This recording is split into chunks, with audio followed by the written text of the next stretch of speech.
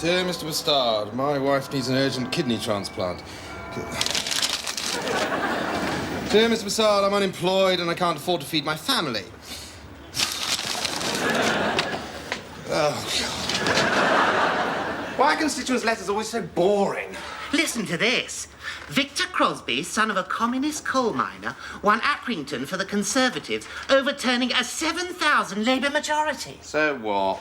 Well, Crosby said in his victory speech he intends to become the most right-wing MP in the House. Beg your pardon. Good morning, gentlemen. Sir Greville. Oh, hello, Sir Greville.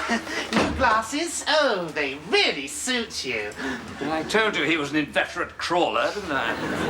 Actually, this is my spare pair. I seem to have mislaid my own. Oh, were you wearing them when you came in? Oh, no, of course you wouldn't have been, would you? Well, perhaps you dropped them. I'll look.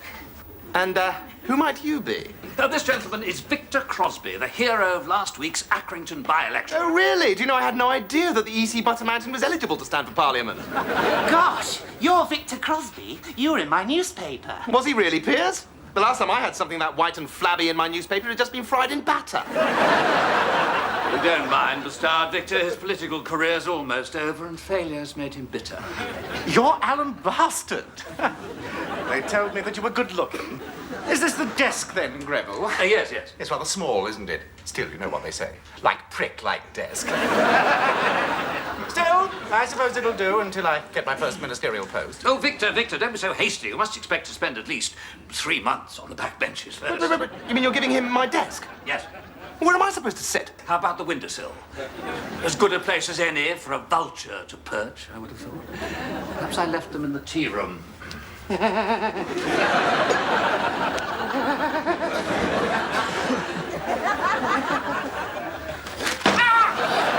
right, Piers, shift.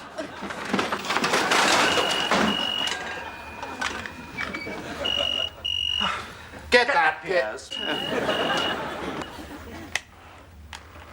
Hello? Yes, hang on a minute, please. It's the Sunday Express. They want to talk to the most right-wing Tory in Parliament. Out the way, Crosby. Hello. Victor Crosby speaking. Yes, that's right, the conqueror of Accrington. Well, how much do you usually pay Bastard? That's pathetic. No, double it and add a couple of noughts. You want a quote? Yes, I'll give you something radical. The speaking of English should be made compulsory throughout Europe. Good morning. Call that radical? I say that we should demand the return of all the bits of France that used to belong to Henry V. What? Let the frogs contaminate our English stock? Never. No, we should send in the army to take out those sheep-murdering Frenches once and for all. I once took out a Frenchie.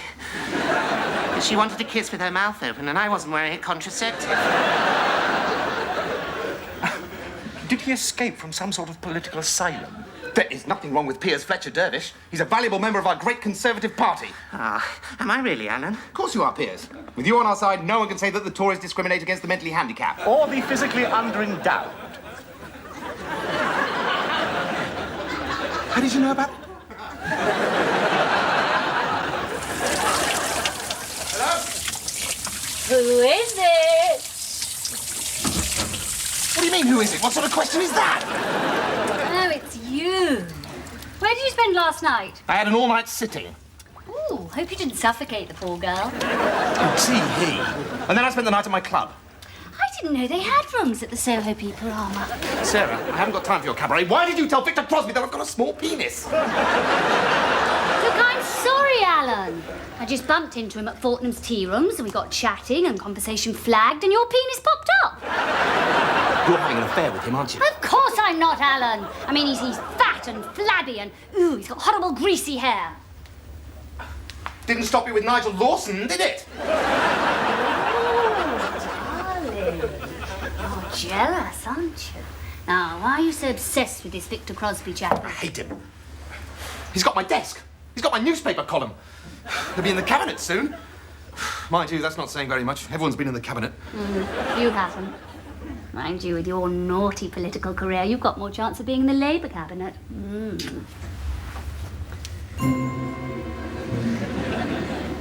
Darling?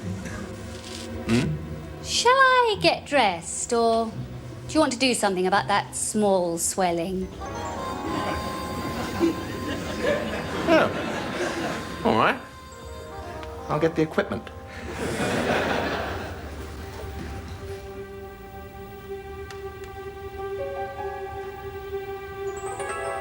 Actually, this is my spare pair. I seem to have mislaid the others.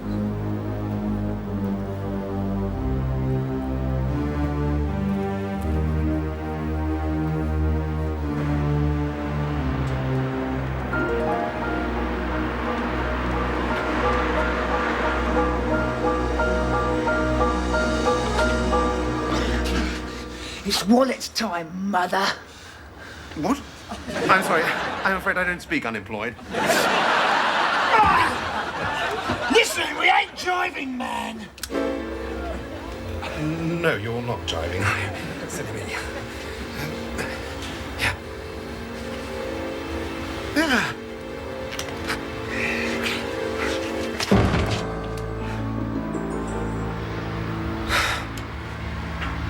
We ain't jiving, man. I blame Miami Vice.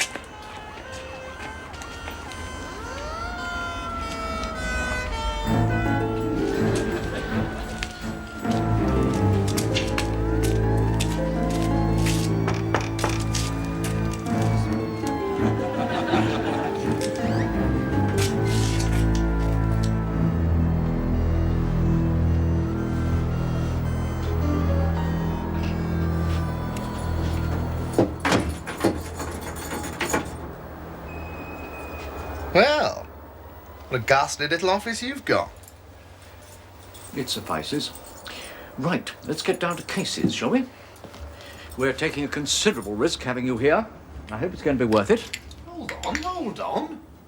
Where's all the famous Paddy O'Rourke Irish blarney that so enthralls them at the Labour Party conference? Oh, I just put that on to please the party faithful. Between you, me, and the bust of Clem Attlee there, I'm not even Irish. But our research has shown that Labour only gets into power if it's led by chaps with a regional accent. Gateskill and Foote were posh. Look what happened to the Poles. Absolutely massacred. But Ramsay MacDonald and Harold Wilson put on the old patois, and bingo. What do you mean, put on? Well, for instance, everyone thinks Harold Wilson's a Yorkshireman. Isn't he? No, comes from Basingstoke. And Ramsay MacDonald was French. So we all decided, you see, that Neil should go down to the public library and get out some Nye Bevan records and become Welsh. Now, you said on the telephone that you had something important for us. What is it? It's me. I'd like to join the Labour Party, please. What, you? You're the most right-wing Tory in the House. Well, after Victor Crosby. Now, look, this is all very suspect. I mean, how do I know it's not some Tory dirty trick? Oh, come on, Paddy. I mean, if it was, they wouldn't send me, would they? They'd send someone much more plausible, like Peter Walker. I mean, he's so wet they're calling him Flipper nowadays. Why join the Labour Party? You're ahead in the polls. I know. Oh, Paddy, it's just so boring being a Tory now that Maggie's left. I mean, have you ever had a conversation with John Major? No. Nor have I. I mean, I've tried to, but I keep nodding off halfway through. I'm not saying he's dull, but he is the only boy in history to run away from the circus to join a firm of accountants. Yeah, well, remember, I mean, Margaret, she was humdrum and, well, frankly, common until Thatcher and Thatcher got at her. Yes, John Major has the treatment, you know, new voice, new hairstyle, new handbag. I know. And that's where I can be so useful to you. I can help to even the balance by bringing you hot, inside information. Think of it. Manifesto leaks, copies of secret strategic briefing papers. Oh, yes. And in exchange for what? And we haven't got any money. It's all gone on dialect coaching. John Smith's taking ages getting over that Eton accent. I want to be in the Labour cabinet. I know, it's shocking, isn't it? I need to get my hands on the levers of power, and Paddy, you are the chap with the biggest lever. Wouldn't you be, abandoning your most heartfelt political principles? What heartfelt political principle? Oh, yes, of course. Silly me. Well? Well, I don't think Neil would buy it. In fact, I'm sure he wouldn't. Far too suspicious. Still, thank you very much for coming. Oh, look, who's that? What? It's you, isn't it? Look, it's Paddy sitting on the Labour front bench. Well, sitting on a lot of them anyway. Well, I suppose I could get Glynis to, persuade Neil to give you some sort of post. Splendid, Paddy, splendid. Now, ideally, I'd like a job with lots of travel, lots of glamour, lots of influence, but obviously not too much actual work. And how about Minister of Sport? Oh, no. No? Or a bishopric? Yes, it'll be in Neil's gift. No, I'd like the Foreign Office. Oh, but we've got Gerald Kaufman down for that. Well, isn't that just tough? Do you actually know anything about foreign affairs? No. Why, is that important? No, fair enough. Anna Bustard, Foreign Secretary, Gerald Kaufman, Bishop of Bath and Wells. Yes, he'll love that. Splendid. Well, it's been a pleasure doing treachery with you. See you in Downing Street, Paddy. Hang on. How about some tangible sign of goodwill? I mean, when do we start seeing all these leaked documents, then? Well, how about these, for starters? Margaret Thatcher's secret love letters to Gaza. Don't read them under the sprinklers, though. These are red hot. Oh, bloody hell. No wonder he was crying.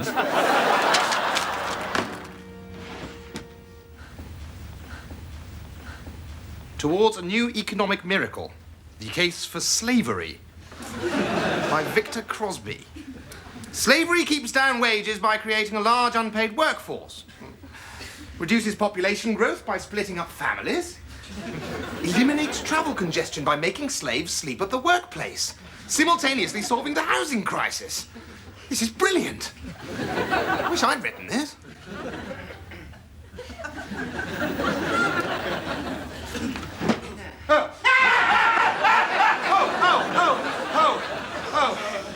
Sorry, I was having a little snooze. Oh, God.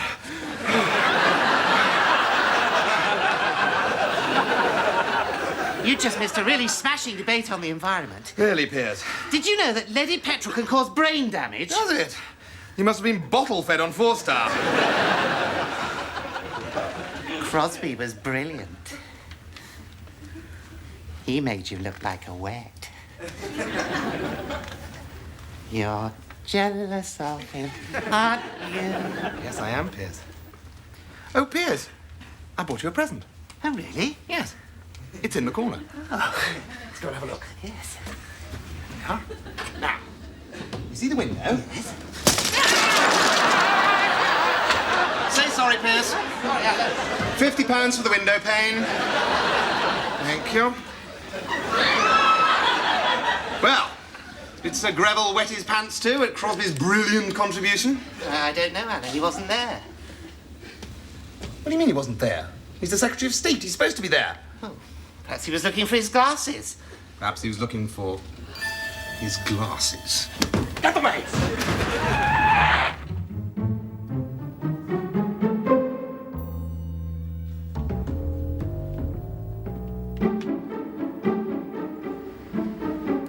You're sure he's not coming home tonight? Don't worry, it's Tuesday. Alan's S&M night. Oh, good, because I'd hate our coitus to be suddenly interrupted. Don't worry. I won't disturb you. Let's go to bed.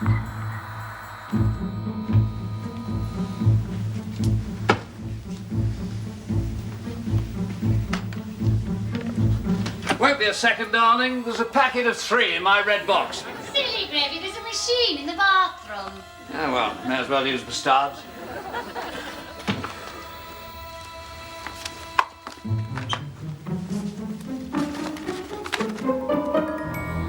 Victor Crosby is an oily, ingratiating little Herbert. Of course that's not my opinion. I'm quoting the Prime Minister. Oh, Bing! Congratulations! I hear your maiden speech last night was absolutely brilliant. What are you after, bastard? Oh, Bingo, don't be so prickly. I'm offering my heartfelt acclaim. You know they're saying it was the best maiden speech since mine? Yours? No, I've heard better speakers attached to a £5 transistor radio. Incredible! Why, only this morning, Mrs. Thatcher was telling me over breakfast how much she admires you. How if only you'd been elected a year ago, she wouldn't have had to endorse the Prince of Greyness, John Major. Well, you had breakfast with her? Where? I'm not at liberty to divulge, but... Oh, come on, Vic. You don't think she gets that warm glow of sexual satisfaction from Dennis, do you? She likes me. She knows I exist. She knows everything. I love her. She knows. I cried all night when that vile malcontent Heseltine turned against her. That's right, Vic. You're not alone.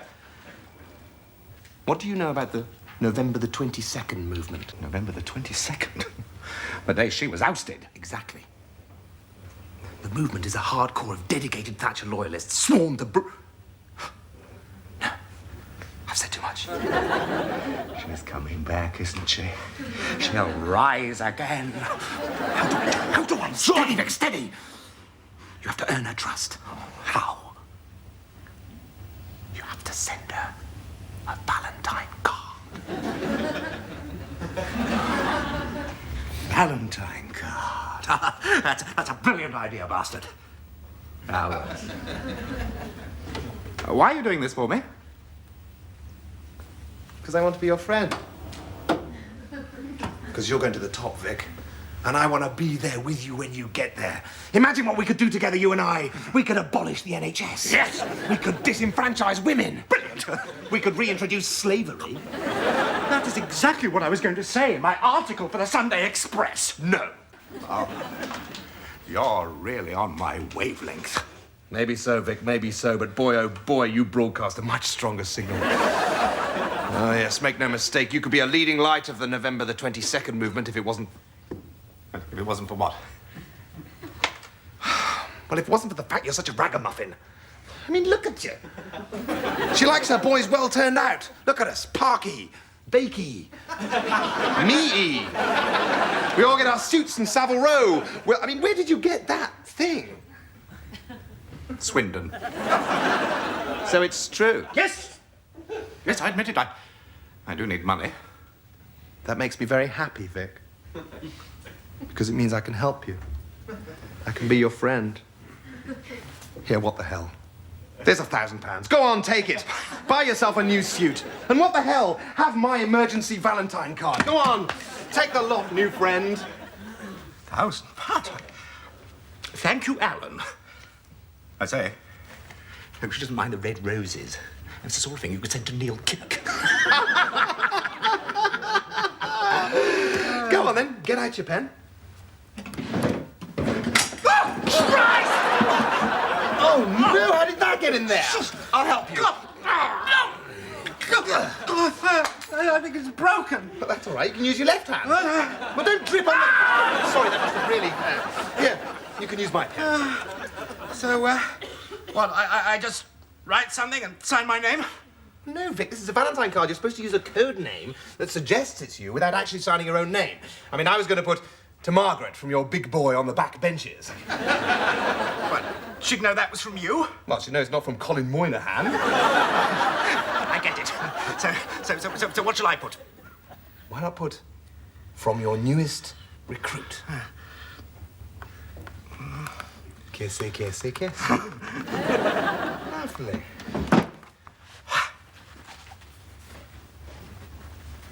I'll just pop it in her cubbyhole. Well, we all live in hope.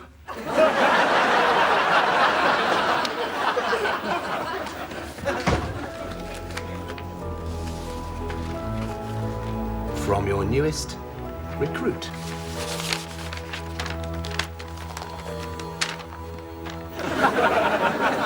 This paper comes from the red box of a senior cabinet minister. And it clearly shows the government's cynical scheme to abolish the poll tax. They are going to put VAT on mortgage repayment. I have promised not to reveal my informer's name. Why not?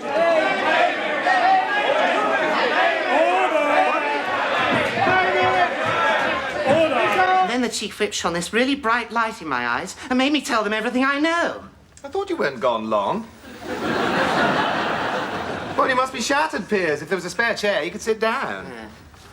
Haven't they grilled you yet, Crosby? Me? No, I'm way above suspicion. Sir Gribble looks upon me as a son. Clear your desk, Crosby. Oh, congratulations, Crosby. That must be the quickest promotion. Oh, shut up, Fletcher Davis, you cretin. What's up? You traitorous working-class worm. To think I took you into my confidence, and how did you repay me? By stealing papers from my red box. I don't understand. Alan, you're my friend. Say something. Your friend? You two-faced turncoat. And to think we almost let him infiltrate this noble old party of ours. I've misjudged you, Bastard. Many do. Without your help, we'd never have trapped you. I admit it, I do need money. The sort of thing you'd give to Neil Kinnock. £4,000. If Bastard hadn't managed to tape your treacherous phone call... No, he's faked it. Oh, really? And what about the £1,000, Constable? Well?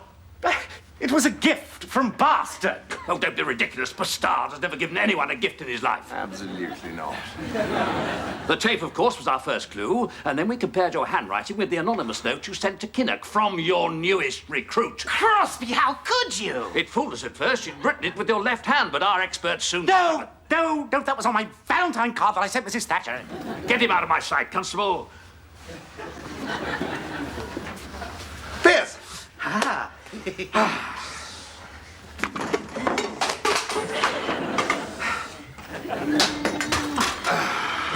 Well, Bastard, you performed a noble service for the party. There should be a gong in this for you. Oh, that's all right. I don't want a knighthood. We were thinking more of an MBE. Is that all? That's the sort of thing you give to people like Gaza. There is something I can offer you there. No, really, what? These. Oh, good, you found them. Where? I found them in a certain bathroom in Belgravia that you won't be visiting anymore. Do you get my drift? I see. All right. There is, of course, a finder's fee in return for not telling your wife where I found them. Understood. Thank you, Minister. Thank you. Oh, get that, would you, Piers? Oh, yes, of course, Alan. Hello? It's the Sunday Express. Sunday Express, hello. Alan Bastard here. That's right, Fatso's gone. Good old Express, always the first to know. Well, I'd be delighted to. Cost you a lot of money, though. That'll do nicely. It's called Towards a New Economic Miracle, The Case for Slavery, by Alan Bastard, indisputably the most right-wing member of Parliament.